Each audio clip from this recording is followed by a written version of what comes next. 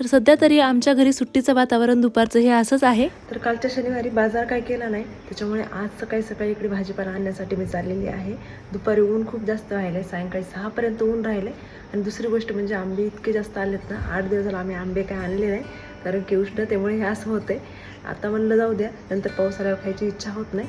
आता आलेले आहेत भरपूर आंबे, तर घेऊन येऊया. तर प्रत्येक वेळेसारखं आजही मामासोबत मी निघाले होते, पण मला कॅश काढायची होती. सो ATM 2-4 शोधले, तिथे निघालेच नाही कॅश, आणि बँकमध्ये सुद्धा गेले होते. शेवटी मग फोन पे करूनच आंबे भाजीपाला हे सगळं घ्यायचं ठरवलं. भाज्या वगैरे घेतल्या, त्याच्यानंतर आंबे घेण्यासाठी जे स्टॉल लागलेले असतात म्हणजे टेम्पो, जो डायरेक्ट माल शेतकऱ्यांपासून आपल्यापर्यंत येतो, सो तिथे घेतले. 2-3 किलो एकदाच घेतले. आता ते 2 दिवस पण राहत नाहीत, कारण की आवडतातच एवढे. त्यानंतर ह्यांचं एक पार्सल आलं होतं, सो ते चेक करत होते ते. आणि इथे प्रिया आणि प्रक्षिता दुपारी हे असं काय मांडून बसतात, सगळा पसारा वगैरे फ्रूट स्टॉल सारखं करून ठेवले त्यांनी. त्यानंतर हे 3 मंगळसूत्र मी ऑनलाईन मागवलेले होते, ज्याच्यामध्ये 2चा एक सेट आहे आणि एक सिंगल एक आहे. बाकी इलेक्ट्रिशियनची गरज आम्हाला जास्त काही पडत नाही, कारण की यांना बऱ्यापैकी त्या गोष्टी जमतात. आणि नंतर सायंकाळी यांनी प्रियांचा एक व्हिडिओ शूट केला होता.